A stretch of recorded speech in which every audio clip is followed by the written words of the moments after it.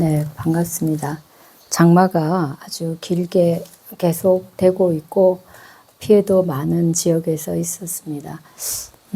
자연 그 재해가 상당히 심각한데 희생된 분들의 명복을 빌고 또 우리들이 모두가 이제 좀 더 그런 지구 환경 문제의 좀 심각성을 인지하고 좀 더 잘 준비하고 자연의 훼손과 파괴가 없도록 노력해야겠습니다. 지난번에 저희가 이제 건강경 공부 마쳤습니다. 저희가 일요부패를 시작한 지가 이제 3년 정도 지나갔는데 반야신경 처음 하고 그다음에 오늘 건강경 하고 오늘부터는 수타니파타 합니다. 수타니파타는 여러분들이 한 번쯤은 여기 나오는 구절들을 들어봤을 그런 내용들인데요. 이제 우리의 이제 부처님의 경전이 팔만대장경이다 이렇게 말을 하는데 그 중에서 가장 오래된 경전으로 손꼽힙니다. 그래서 법구경이라고 이제 담마바다라고 하는 법구경과 함께 이 경전이 가장 오래된 경전으로 보고 있고 빨리어로 되어 있던 경전인데 일본어로도 번역되고 영어로도 번역되어서 이제 우리나라에서는 일본어나 영어에서 중역하는 번역이 주로 있었고 최근에 빨리어 그 이제 우리나라에도 남방불교 연구하는 분들이 많아지면서 빨리어로 직접 번역한 책이 이제 전재성 박사가 쓴 그 번역한 것과 이라스님 번역한 것이 있는데 이제 저희는 이라스님 번역한 거를 교재로 해서 하겠습니다. 조금 여러분들이 내용을 들어봤었기 때문에 책이 준비되어지지 않더라도 도움이 되도록 그렇게 하고요. 그리고 개별적으로 또 따로 또 공부를 한다면 좋지 않을까 싶습니다. 이 수타니파타는 수타니파타 이렇게 돼요. 그럼 수타는 이제 경전을 뜻하거든요. 그 니파타는 이제 모았다 이런 뜻입니다. 그래서 경집이라고도 번역하는데 또 수타를 잘 말해진 이런 뜻도 있습니다. 그래서 우리가 부처님 말씀은 잘 말해진 말이에요. 그래서 좋은 말이고 또 우리들에게도 좋은 결과를 낳는 말입니다. 그래서 부처님 말씀은 선어다 이런 말을 합니다. 이것도 지금 수타니파타 자체도 경들을 모음이다 이렇게 해석해도 되고 잘 말해진 잘 말씀된 선설의 모음이다 이렇게 보아도 관계없습니다. 그래서 이제 보면은 경집이니까 여러 가지 것들을 이렇게 모아져 있으니까 이 내용의 어떤 부분은 빨리어 니까야에 기록되어 있는 부분도 있고 또 암에도 부분적으로 들어간 게 있고 그래요. 근데 또 다른데 공유하지 않는 이 내용도 있고 그렇습니다. 그리고 이 경전은 대체적으로 이제 성립 기간이 오래이기 때문에 여러분들이 잘 아시는 것처럼 경전은 부처님이 열반하신 후에 이제 결집이 됐어요. 그러니까 부처님 전에 그 결집된 경전은 없습니다. 그런데 그렇게 결집되어서 구전되어서 그러니까 암송하면서 이렇게 스님들이 스님으로 이렇게 연결해서 구전되었던 경전인데 초기 경전은 부처님 시대의 생활이나 승가의 활동 어떤 양상들이 좀 많이 드러나 있어요. 그래서 지금 여기 내용이 보면 많은 부분이 그 출가자로서 세상을 버리고 출가자로서의 삶의 어떤 자세 그런 게 많이 되어 있습니다. 물론 이제 승원 생활에서 나오는 여러 가지 내용도 있지만 이제 후대의 경전들, 그 니까에 나오는 경전들 중에도 배경이 승원이 배경이 되었던 경전들이 있어요. 그거는 승원 생활이 어느 정도 안정화되고 스님들이 승원을 중심으로 활동을 하면서 만들어진 경전이라고 한다면 이 경전은 아마도 초기 승가의 모습을 많이 담고 있다. 이렇게 유행하면서 여기저기 다니면서 수행하고 또 전법하고 그런 어떤 좀 느낌이 물씬 나는 그런 경전입니다. 그리고 저희들에게는 뭔가 삶이 팍팍하고 우리들의 삶이 뭔가 희망이 없어 보일 때 이 경전이 굉장히 큰 위로가 되는 그런 내용도 있습니다. 그래서 어떤 부분은 너무 출가자적인 내용이어서 여러분들이 보기에 좀 나하고 안 맞다 이렇게 생각할 수 있는 부분도 있기에 이제 미리 말씀을 드려요. 네. 근데 제가 이제 이 경전을 하게 된 이유는 일요법회를 그냥 다른 생활법문 같은 걸 해도 좋지만 부처님 말씀을 많이 접하고 부처님 말씀을 통해서 사유하고 또 그것을 실천하는 게 출가자뿐만 아니라 재가자들에게도 굉장히 큰 힘이 될 거라고 생각을 했습니다. 그래서 우리 일요법회는 공부하는 마음으로 수행하는 마음으로 그렇게 진행을 하면 좋을 것 같아요. 그래서 여러분들이 오늘 책이 다 준비가 안 되어 있으니까 제가 읽겠습니다. 자, 그래서 이게 보면은 1장, 2장에서 이제 장이 나눠져 있고 그 장 안에 또 경이 또 있어요. 그래서 오늘 내용은 뱀의 경이라고 하는 내용을 하겠습니다. 그러니까 이제 부처님을 우리가 설법을 굉장히 잘하신 분으로 알려져 있잖아요, 그죠? 근데 부처님 설법의 특징 중에 하나는 비유를 굉장히 잘 썼어요. 그래서 사람들이 어려운 내용도 비유를 통해서 쉽게 이해할 수 있도록 하셨는데 지금 나오는 뱀도 일종의 비유예요. 그래서 어떻게 쓰셨는지 보겠습니다. 퍼진 뱀의 독을 약초로 제거하듯이 일어난 분노를 제거하는 수행자는 이 세상도 저 세상도 다 버린다. 뱀이 낡고 묵은 허물을 벗어버리듯 연못에 들어가 연꽃을 꽃과 줄기를 모두 꺾듯이 욕망을 완전히 잘라버린 수행자는 이 세상도 저 세상도 다 버린다. 뱀이 낡고 묵은 허물을 벗어버리듯 흐르는 급류를 말려버리듯 가래를 완전히 잘라버린 수행자는 이 세상도 저 세상도 다 버린다. 뱀이 낡고 묵은 허물을 벗어버리듯 큰 홍수가 연약한 갈대 다리를 부수어 버리듯 자만을 완전히 부수어 버리는 수행자는 이 세상도 저 세상도 다 버린다. 뱀이 낡고 묵은 허물을 벗어버리듯 무화과 나무에서 꽃을 찾아도 발견하지 못하듯 존재들에서 실체를 발견하지 못하는 수행자는 이 세상도 저 세상도 다 버린다. 뱀이 낡고 묵은 허물을 벗어버리듯 안으로 성냄이 없고 어떤 형태의 존재도 초월한 수행자는 이 세상도 저 세상도 다 버린다. 뱀이 낡고 묵은 허물을 벗어버리듯 그릇된 생각들이 부수어지고 안으로 완전히 잘 다듬어진 수행자는 이 세상도 저 세상도 다 버린다.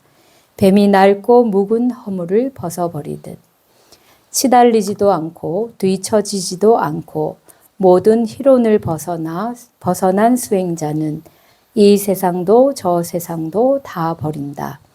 뱀이 낡고 묵은 허물을 벗어버리듯 치달리지도 않고 뒤처지지도 않고 세상에서 모든 것이 허망하다는 것을 알고 수행자는 이 세상도 저 세상도 다 버린다.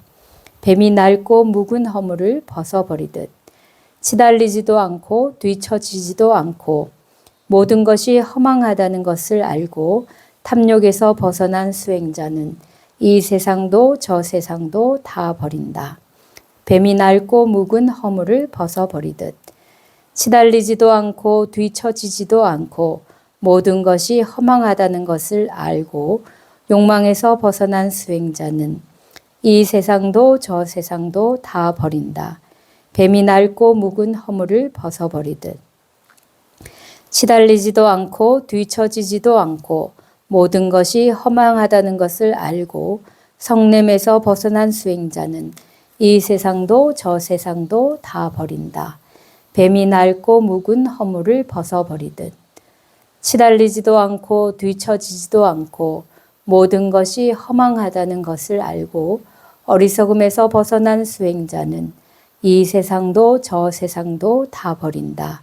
뱀이 낡고 묵은 허물을 벗어버리듯 어떤 잠재적 경향도 없고 악행의 뿌리를 뽑아버린 수행자는 이 세상도 저 세상도 다 버린다. 뱀이 낡고 묵은 허물을 벗어버리듯 이 세상에 돌아오는 원인이 되는 고뇌에서 생긴 어떤 것도 없는 수행자는 이 세상도 저 세상도 다 버린다. 뱀이 낡고 묵은 허물을 벗어버리듯 다시 태어나도록 얽어매는 원인이 되는 욕망에서 생긴 어떤 것도 없는 수행자는 이 세상도 저 세상도 다 버린다. 뱀이 낡고 묵은 허물을 벗어버리듯 5가지 장애를 버리고 흔들림이 없고 의혹을 극복하고 괴로움을 벗어난 수행자는 이 세상도 저 세상도 다 버린다. 뱀이 낡고 묵은 허물을 벗어버리듯. 그래서 지금까지 17개의 내용이 나오는데 그것에 모두가 달려있는 후렴이 뱀이 낡고 묵은 허물을 벗어버리듯 이렇게 되어 있습니다. 그래서 이제 지금 나오는 내용을 이제 한번 보면은 이제 그리고 이제 수행자가 나오죠, 그죠? 여기서 말하는 수행자는 이제 인도 당시에 바라문 계층이 있었어요. 그들은 그 사회의 어떤 종교적 기능을 담당하는 사람들로서 주로 이제 제례를 담당했거든요. 제사를 지내고 희생제를 지내고 그래서 사람들의 업을 그걸로 이제 씻어준다 이렇게 말하면서 제사를 주로 지냈던 분들입니다. 물론 베다라고 하는 그런 심오한 내용의 경전을 외우고 독송하고 또 연구하는 일도 했는데 부처님 시대에는 출가한 수행자들이 많았어요. 브라흐만들은 출가하지 않았어요. 제가자들입니다. 그래서 가정을 일구고 살다가 나중에 더 나이가 들어서 이제 가정을 버리고 이렇게 이제 유행하는 그런 경우도 있지만 대체로는 가정을 일구고 살고 그래서 브라흐마는 이제 하나의 뭡니까 계급이니까 하나의 이제 그들의 뭡니까 신분이니까 그 신분이 이제 세습되고 그렇게 됐었죠. 근데 이 출가자들은 어떤 신분과 관계없이 이 세상에 대한 삶의 본질적인 문제를 제기하고 다른 방식으로 이 윤회의 삶을 벗어나기 위해서 집을 떠난 사람들이에요. 그 중에 이제 부처님과 부처님을 따르는 제자들도 한 무리가 됐던 거죠. 그 당시 인도는 이제 이런 어떤 새로운 정신 운동이라고 할까 그런 흐름이 이제 크게 일어나고 있었습니다. 그랬는데 이제 그 중에 부처님께서 가장 깊고 철저하고 그리고 완전한 해결을 주는 그런 이제 열반을 이제 성취하셨고 그 방법을 우리들에게 이제 알려주셔서 오늘날까지 전해지는데 여기서 말하는 수행자는 이제 출가 비구 비구니를 주로 지칭을 한다고 볼 수 있습니다. 근데 여기서 이제 제일 먼저 나오는 게 분노죠, 그죠? 예. 근데 분노가 얼마나 그 독성이 강하냐면 뱀에 물린 것과 같다는 거예요. 예. 여러분들이 물론 여러분 다 아시고 계세요. 뱀이 그 굉장히 위험하다. 그리고 분노도 위험하다. 그죠? 근데 실제로 분노를 떠나기가 참 어렵습니다. 현재도 다른 부분의 어려움들을 해결을 좀 하는 분들도 분노를 이기기가 어렵다고 그래요.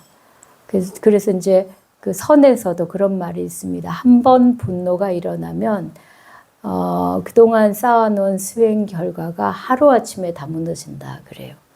실제로 이제 명상 수행을 해보면은 분노심이 일어날 때 그동안에 이렇게 마음이 이렇게 딱 다져진 마음들이 한순간에 허물어지는 걸 느낄 수 있습니다. 그만큼 분노의 덕이 아주 강력하니까 여기서 뱀의 독에 비유했습니다. 그래서 내 몸을 망치고 내 영혼을 망치고 그런 것이니까 이제 그 분노를 우리가 물론 이제 우리 수행을 통해서 그 분노를 알아차리고 분노가 발생할 때 알아차리면 그 분노를 컨트롤할 수가 있어요. 근데 이미 이제 밖으로 내뱉고 막 화를 낸 뒤에는 이미 엎질러진 물이니까 어떻게 할 수 없거든요. 근데 자꾸 수행하면서 내 마음속을 들여다보면 걔가 올라올 때 알아차려요. 그다음에 어떤 경우는 올라가기 전에도 알 수가 있어요. 아니 없는 화를 어떻게 아냐? 내 속에 잠재돼 있거든요. 그리고 어떤 상황 속에서 내가 반응하는 습관들, 패턴들이 있거든요. 그럼 그런 상황에 대부분 사람들은 패턴적으로 반응을 하거든요. 그럼 본인이 알 거예요. 내가 어떤 상황에 가면은 화를 내는구나. 그럼 그런 상황을 막기도 할 수 있지만 그런 상황이 왔을 때 내가 미리 조심할 수도 있죠. 그죠? 그러니까 그렇게 자기를 잘 살피면은 그 분노로부터 어느 정도 뒤로 물러날 수가 있습니다. 근데 제일 중요한 거는 분노가 얼마나 파괴적인가를 잘 아는 거예요. 그 사람들은 분노의 힘을 믿는 사람들도 있어요. 그죠? 화를 내야 사람들이 벌벌 떠니까. 특히 왕들이 분노의 힘으로 다스립니다. 여러분들이 이제 저희가 스님 됐을 때 처음 배우는 책 중에 치문이라는 책이 있는데 그 책을 보면 주석에 뭐가 있어요. 근데 그 중에 하나가 왕은 뭘로 힘을 삼느냐? 분노로 힘을 삼는다 그래요. 그러니까 왕이 한번 화를 내면 모두가 벌벌 떨어요. 그리고 왕이 왜? 생사를 좌우할 수 있는 힘이 있으니까. 그 대통령도 분노를 하면 이제 막 밑에 있는 사람들 벌벌 떠는데 이제 그런 이제 말하자면은 그런 힘들 때문에 권력의 힘이란 게 사람을 그렇게 이제 좌지우지할 수 있으니까 벌벌 떨어요. 그러니까 그만큼 이제 분노가 힘이 있다는 거를 믿는 거죠. 왕도 화를 한번 내면 사람들이 벌벌 떠니까 화를 이제 내는 거예요. 그 연상무 같은 독재자들이 왜 그랬냐? 화를 내면 사람들이 막 꼼짝을 못 하니까 화를 내는 거거든요. 그래도 여러분들도 그렇죠. 그죠? 집에서 뭐 말 안 듣고 참 말 안 되는데 그때 화 한번 확 지고 나면은 조용하고 말 듣잖아요. 그러니까 사람들이 믿는 거야. 분노가 힘이 있구나. 내가 화를 내면 나한테 꼼짝 못 하구나. 그래서 사람들이 분노는 도움이 되는 거다. 이렇게 생각한단 말이에요. 그래서 지금 이게 독과 같다는 걸 아는 게 중요해요. 우리는 자기도 모르게 나의 자존감, 나의 존재감을 드러내기 위해서 화를 내는 경우가 있어요. 그죠? 아니, 나를 뭘로 알고? 내가 뭐 이렇게 보니까 만만하게 보이는가 봐? 이러면서 화를 내잖아요. 그죠? 그 화를 내는 이유가 그런 어떤 자기 존재에 대한 어떤 그걸 가치나 자기 존재의 힘을 보여주려고 하는 게 꽤 많아요. 그래서 그게 이제 남에게도 이제 그게 힘이 있죠. 그만큼. 근데 그 힘이 가장 먼저 오는 건 나 자신인 거예요. 내가 가장 거기에 제일 많이 파괴가 돼. 남이 파괴되기 전에 내가 먼저 파괴돼요. 그래서 한번 화내고 나면 계속 불편한 마음이 며칠을 가죠. 그래서 내 말을 들어서 기분 좋은 면도 있지만 찝찝하고 좀 기분이 나빠요. 그리고 사람이 이제 계속 화를 내면은 그 다음엔 약발이 잘 안 듣고 그 다음에 사람의 성품이 나빠져서 이제 멀리하게 되죠, 사람들이. 그죠? 그러니까 처음에 한두 번은 효력이 있을지 모르지만 오래오래 계속되면 본인만 안 좋은 결과가 나옵니다. 그래서 분노를 다스리는 여러 가지 이제 불교적인 여러 가지 방법이 있는데 그것보다 더 중요한 게 분노가 나를 망치는 것이다. 이걸 아는 거예요. 그래서 여기서 부처님께서 뱀의 독과 같다. 그렇게 말씀하셨어요. 그러니까 여러분들이 화가 날 때 이 자식들이 내 말을 안 듣고 이렇게 이제 화를 내면 되겠다 싶을 때도 이게 나를 먼저 치구나. 이렇게 먼저 생각을 하신다면 분노로부터 조금 제어하는 힘이 생길 겁니다. 예. 그래서 이렇게 말씀하셨고 그 다음에 그래서 이제 분노를 일으키지 않는 사람들은 마음이 굉장히 자유로워지고 평정한 마음이 됩니다. 예. 자기 마음을 언제든지 돌아볼 수 있고 컨트롤할 수 있어요. 그래서 이들이 모든 집착, 뒤에 이제 집착도 나죠. 모든, 사실 분노도 집착과 연결돼 있잖아요. 그죠? 이제 그런 걸로부터 완전히 벗어납니다. 근데 그게 어떤 것과도 연결되냐. 여기서 이 세상도 버리고 저 세상도 다 버린다고 했어요. 그러니까 이 세상 우리들이 살고 있는 이 사바세계, 번뇌의 욕망의 세계, 윤회의 세계라면 저 세상은 열반의 세계를 보통 말하잖아요. 근데 그 열반의 세계도 버립니다. 그래서 이게 이미 이제 불이중도 이야기가 여기서부터 벌써 나온 거예요. 우리가 열반을 향한다는 것도 일종의 이제 목표가 되고 거기에 대한 집착이 되면은 분노심이 올라와요. 그래서 수행하다가 수행이 잘 안 되면 화가 나는 거예요. 그런 마음들이, 그러니까 수행 잘하고 안 나오는 게 아닌 거예요. 그러니까 일반 사람들은 세상에서 내 뜻을 관철하는데 어려움이 있으면은 화를 내지만 수행자들은 자기가 자기 마음대로 안 내면 화를 내거든요. 여러분들도 그렇죠, 그죠? 자기가 자기한테 뜻대로 안 될 때 화가 나기도 하잖아요. 근데 수행자들은 이제 그런 부분이 더 많으니까 그런 이야기를 한 거. 그래서 이 세상도 저 세상도 버린다. 근데 어떻게 버리냐? 뱀이 허물을 벗듯이.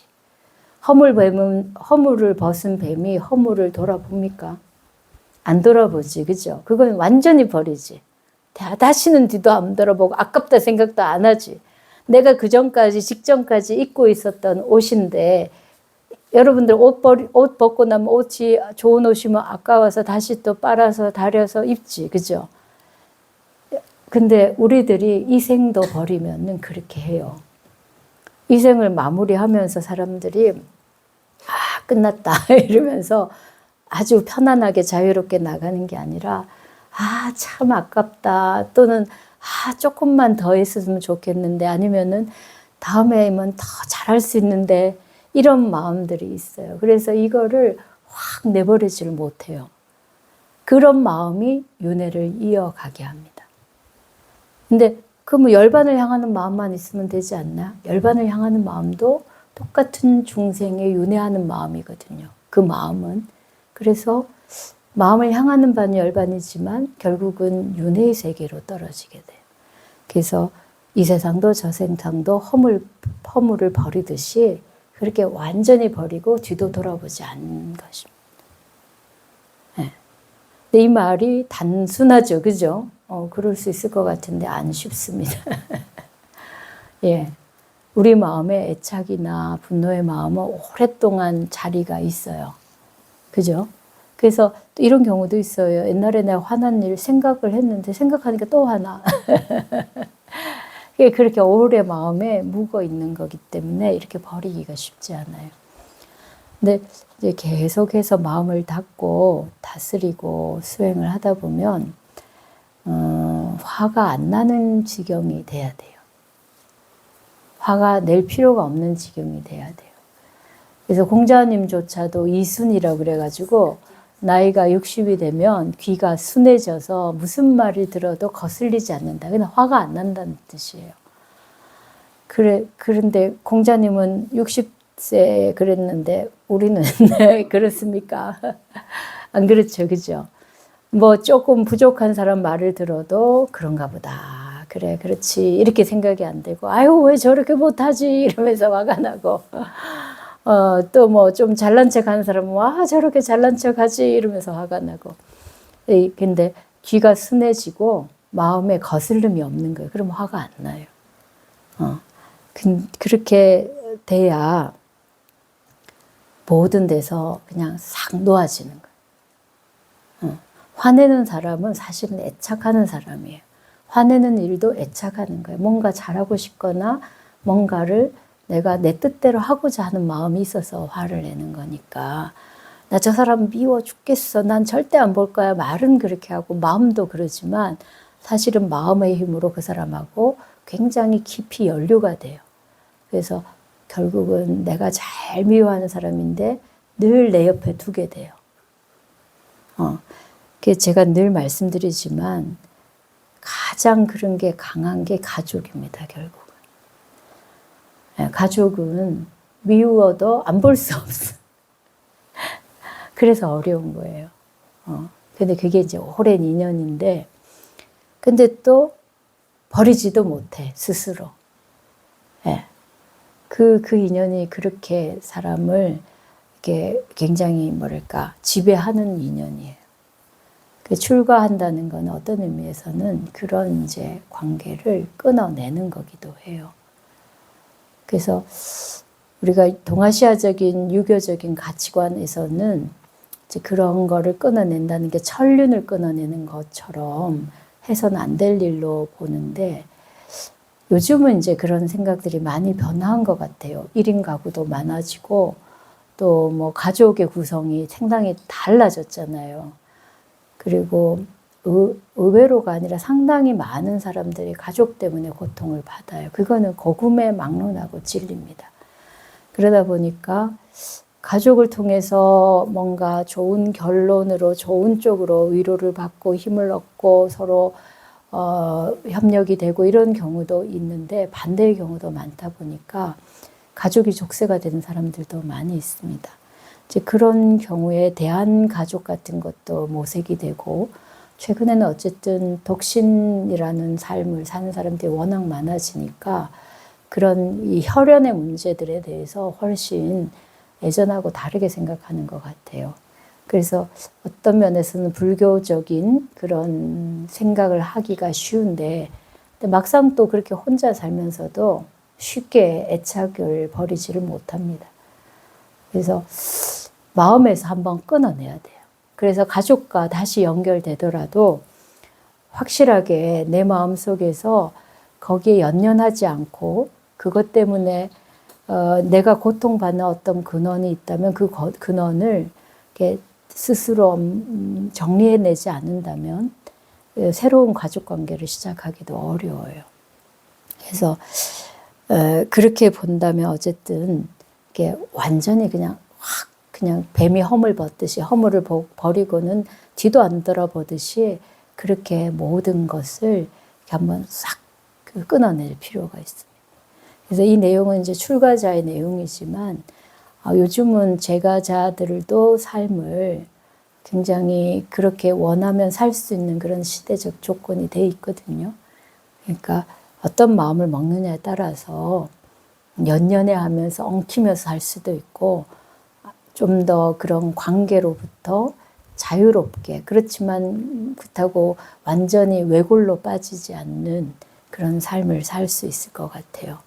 그래서 이게 점점 더 이제 불교를 공부하고 또 이 시대를 돌아보면은 이 시대에 맞는 게 불교인 것 같아요. 그래서 이런 좀 사유가 좀 확 전환될 수 있는 그런 부분은 부처님이 가지고 있는 힘인 것 같아요.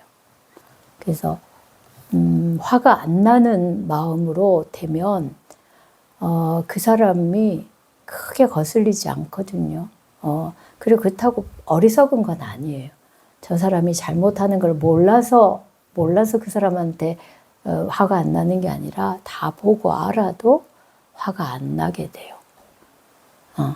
그렇게 마음이 되면은 어디에도 끄달리지 않으니까 이 세상도 저 세상도 다 버릴 수가 있어요. 내가 특별히 여기선 더 원하는 게 없어요. 열반도 안 오네. 그러니까 정말 자유로워진 사람이니까 열반에 가는 거지. 그죠? 예, 그런 내용입니다. 그 다음은 욕망입니다. 욕망인데, 욕망은 어떤 것에 비유하냐면 연꽃에 비유했어요. 제가 지금 연못에 연꽃 한 송이를 심으면 어떻게 됩니까? 연못이 연꽃으로 꽉 차지. 몇 해가 안 지나서, 그죠? 그렇듯이 욕망도 하나의 욕망이 일어나면 격가지 쳐갖고 욕망이 막 엄청나게 나오는 거예요. 그러니까 사람들이 그래요. 나는 뭐 무력이 별로 없어. 근데 명예욕이 있는 사람도 있고, 뭐 자손에 대한 욕망이 있는 사람도 있고, 다른 식의 욕망이 있는 사람들이 있어요. 근데 이게 정도가 차이 있을 뿐이지 욕망은 욕망이라서 또 우리가 어떤 환경에 처하냐에 따라 가지고 마음의 근본으로부터 다시 욕망이 올라올 수 있습니다. 그래서 뿌리를 자르지 않으면 번져나가요. 그러니까 우리가 이제 사회적으로 보면 무력을 가진 사람보다는 명예욕을 가진 사람이 훨씬 고상하고 또 좀 더 사람들이 그 인격적으로도 갖춰져 있죠. 그런데 근본적 관점에서 불교는 항상 근본에서 보거든요. 그러니까 좀 상대적으로 낮다라는 걸로 문제가 해결이 안 되는 거예요. 그래서 근본의 차원에서 보면은 명예욕도 또는 권력욕도 뭐 우리가 이제 조금 더 무력에 비해서는 조금 더 낮다고 하는 그런 욕망들도 결국은 그 뿌리는 하나인 거예요. 그래서 그게 번지면은 권력을 가졌더니 돈 욕심이 더 생겨. 그리고 이제 명예욕도 더 커져. 그래서 지금의 명예가 아니라 사후의 명예까지 막 추구하고 뭐 그런 권력자 우리는 무지무지 많이 봤어요. 그리고 권력에 탐하게 되면 판단력도 흐려지니까 그러니까 이제 목매해지니까 이제 그게 물인지 불인지 똥인지 알 수 없이 이제 그 물욕도 점점 생겨요. 그런 거를 우리가 정말 비일비재하게 보아왔거든요. 그래서 지금 비유를 굉장히 잘 들으셨어요. 연못에 연꽃 한 송이를 심으면 얘가 확 번지는 것처럼 번져나가는 게 욕망입니다. 그래서 완전히 그냥 연꽃의 뿌리를 완전히 잘라내야 자유로워지는 거죠. 그러니까 욕망이 어떤 욕망이든 그 욕망의 뿌리부터 없애야 돼. 그래서 조금 상대적으로 나는 좀 고상하다. 고상한 것도 욕망이라서 그것도 버려야 됩니다. 그 다음 허물 벗듯이 뒤돌아보지도 않고 아무짝에 쓸모없는 거야. 다시 입을 것도 아니고 그냥 하나의 쓰레기야. 이렇게 이제 버릴 수 있어야 됩니다. 그 다음에 가래입니다. 가래는 이것도 엄청나게 폭포수처럼 급류처럼 밀려오는 거예요. 갈망, 갈증, 뭐에 대한 애착을 말하는 거죠. 이거는 우리가 제어할 수가 없어요, 잘. 그러니까 이번에 이제 홍수 때 그 급류에 사람들이 실려 나가는 그런 불행한 일이 있었는데 그렇게 우리를 휩쓸려 보냅니다. 자기도 정신 차리지 못하게 가래라는 게. 근데 그 급류를 말려버려요. 다 말라서 증발해서 물이 없어져야만 다시 급류가 없겠지, 그죠? 그렇게 가래를 완전히 없애야만 돼요. 이렇게 이제 수행을 하려면 정말 자기 자신을 철저하게 들여다봐야 됩니다. 어설프게 보고 어설프게 타협하면은 안 되는 거예요. 그러니까 어쨌든 불교는 근본적으로 철저하게 문제를 파고들고 끝까지 해결을 하기를 요구해요. 그렇지 않으면 다시 도지니까 그래요. 다음 생에 또 우리가 또 목매함에 빠질 수가 있거든. 다음 생에 어떤 환경 속에 과거 전생부터 우리가 계속 쌓아온 어떤 그런 업이 있다면 지금 인생에 내가 만들어 놓은 이 좋은 어떤 수행의 결과를 그대로 가져갈지 안 할지 몰라요.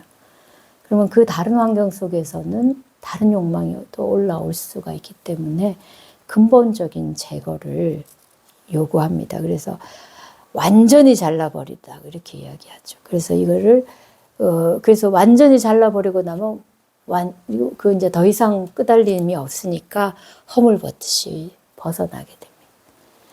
그 다음에 홍수가 갈대를 완전히 다 끊어버리죠, 그죠?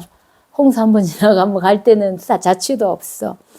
그렇듯이 자만을 완전히 부숴버려요. 우리 마음속에 자만심이 좀 있어요, 그죠? 나는 좀 특별하다. 나는 좀 소중하다. 그걸 이제 아예심이라고 하면 나를 특별하게 나에 대한 소중하게 여기는 마음. 그 다음에 열등감도 자만심과 통하는 마음이에요. 우리가 생각할 때 열등감은 자기가 굉장히 이렇게 왜소해지는 거니까 자만심하고는 반대라고 생각하잖아요. 근데 그 열등감도 다른 사람과 비교를 통해서 오는 거고 결국은 나에 대한 어떤 애착이 남을 비교하게 만드는 거잖아요. 그래서 열등감도 근본으로 보면은 자기에 대한 애착에서 옵니다. 자만심도 마찬가지고. 그래서 여기서는 이제 자만심만 말했지만 결과적으로는 나에 대한 애착, 내가 있다, 내가 특별하다는 그런 생각들을 완전히 없애야 된다는 거예요. 그게 홍수에 뭐가 다 실려 내려가듯이 그렇게 다 쓸려 내려가게 할 정도로 완전히 없애야 되는 거예요. 그러니까 우리가 참 이건 요즘 세상에서는 어떻게 보면 굉장히 긍정적으로 볼 수 있는 대목들이기도 해요. 그죠? 뭘 잘하면 칭찬해주고 칭찬받고 그래서 그런 걸 통해서 사람들과의 관계를 또 긍정적으로 만들 수 있는데 자만심이 없이 그 일을 할 수 있어야 돼요. 그 자만심이 있으면은 사람들에게 불편함을 야기해요. 시간이 흐르면. 왜냐면 그 속에는 나라는 것이 특별하다는 게 있거든. 그러니까 남들하고 관계를 할 때 항상 갈등의 요인을 만들어줘요. 그래서 부분적으로는 이렇게 잘 감춰지더라도 궁극적으로 보면은 그 자만이 이렇게 형태를 드러내게 돼 있어요. 그래서 완전히 홍수에 다리가 쓸려 내려가고 갈대 다리는 뭐 갈대로 만든 다리니까 얼마나 연약한 거겠습니까? 완전히 그냥 한 순간에 흘러가겠지, 그지? 그런 것처럼 자만을 없애야 된다는 거예요. 일단 무화과는 꽃이 없는 나무죠, 그죠? 그런 나무에서 꽃을 찾으면 발견할 수가 없는 것처럼 실체를 발견하려고 하는 사람들, 그런 사람들은 무화과에서 꽃을 발견하는 것과 같다는 거예요. 이거는 이제 우리 모든 존재가 무상하고 무아예요. 우리 존재는 어떠한 실체도 없습니다. 근데 그런 뭔가 영혼이 있다라든지 우리의 삶을 지탱하는 정체성이 있다든지 이렇게 찾는 사람들은 결국 무화과의 꽃을 찾는 것과 마찬가지랍니다. 근데 이런 것들이 뭐 이렇게 철학적이고 어려운 거 나는 안 하고 살아 이렇게 생각하실 수 있죠, 그죠? 근데 여러분들 이런 거 있어요. 나는 이런 사람이야 하는 생각하죠. 나는 최소한 뭐 나는 정직한 사람이야. 또는 나는 뭐랄까 법 없이 살 수 있는 사람이야. 나는 뭔가를 잘하는 사람이야. 이런 생각들이 있어요. 그게 아주 나쁘지 않은 생각이에요.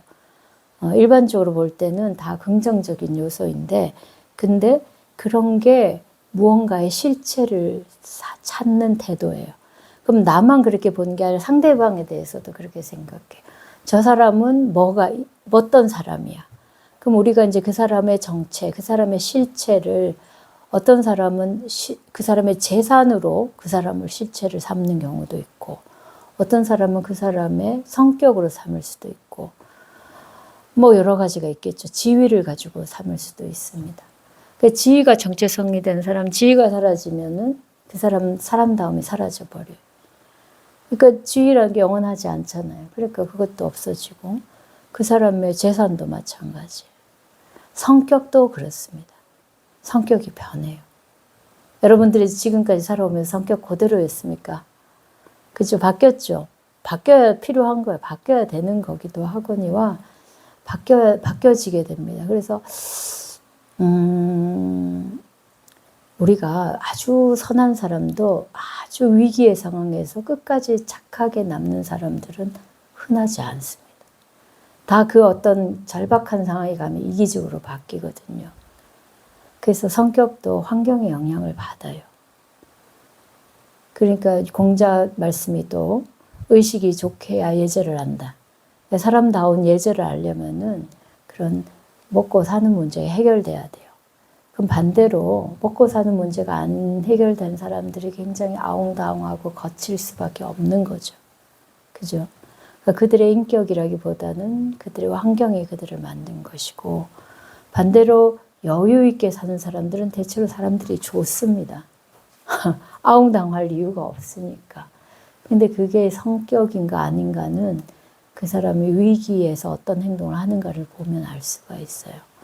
그래서 우리들이 말하는 성격도 일정하게 계속 지속되는 게 아니라 바뀐다는 거죠.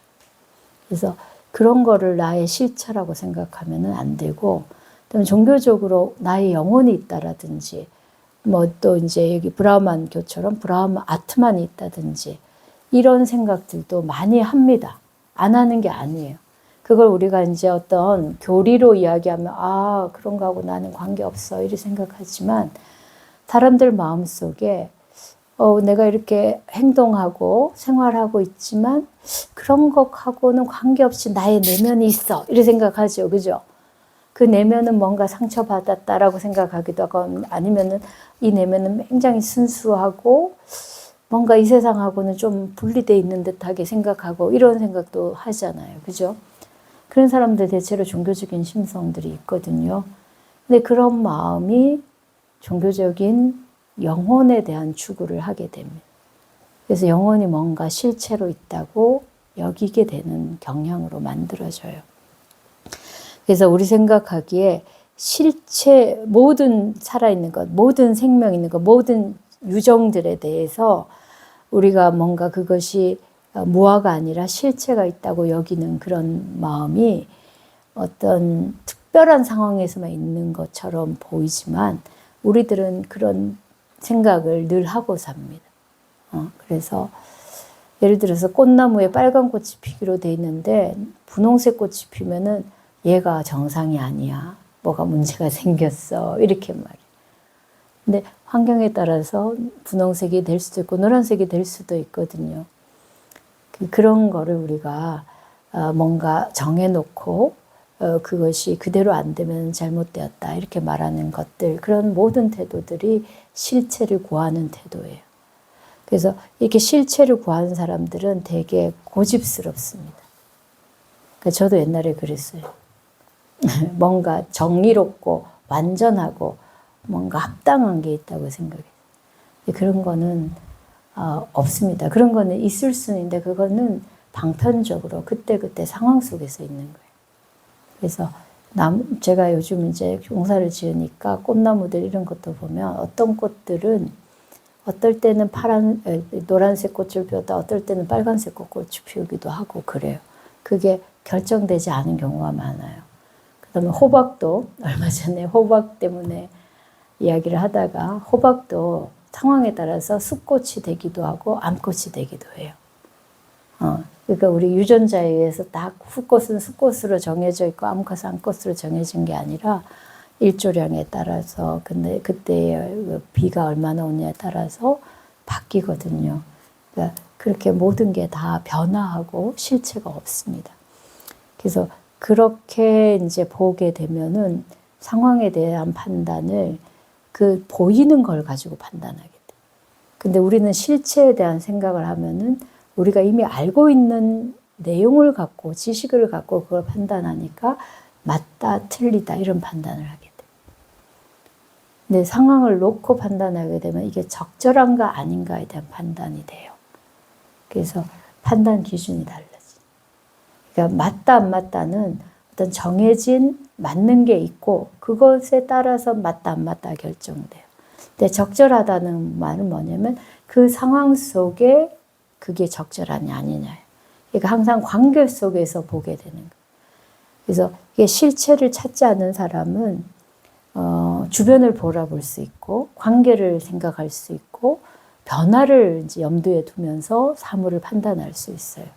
그래서 이렇게 아주 깊이 깨닫지 않더라도 우리가 그런 어떤 존재에 대해서 실체적인 사유를 벗어나게 되면 매우 유연하고 그리고 관계에 대한 사유를 통해서 나도 변화할 수 있고 사람도 변화할 수 있고 그렇게 굉장히 여유 있게 판단을 할 수 있습니다.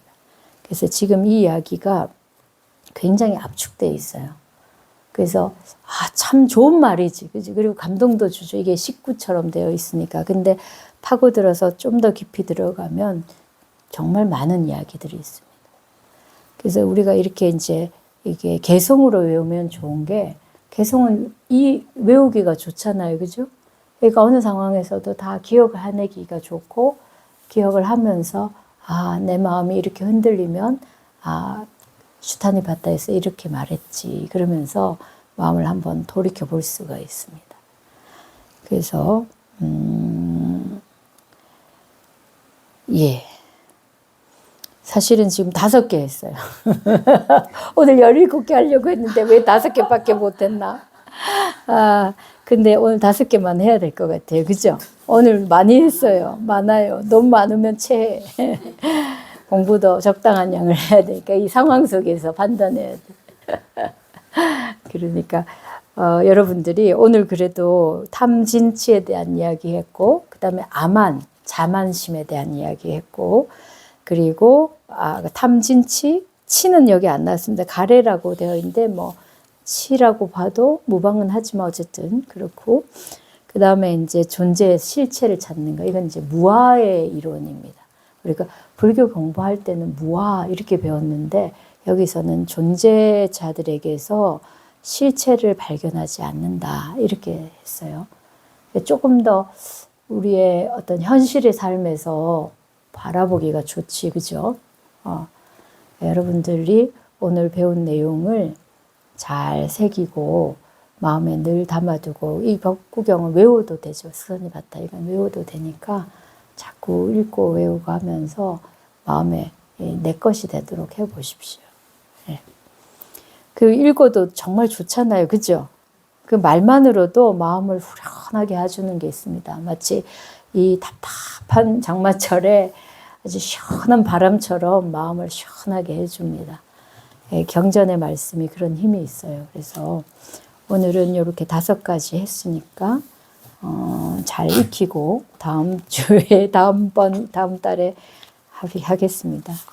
근데 다음 달은 이제 쉬워요. 왜냐면 이제 이 세상도 저 세상도 버린다도 다 공부했고 묵은 허물을 버리는 것도 공부했으니까 앞에 내용만 쭉 챙겨 보면 되니까.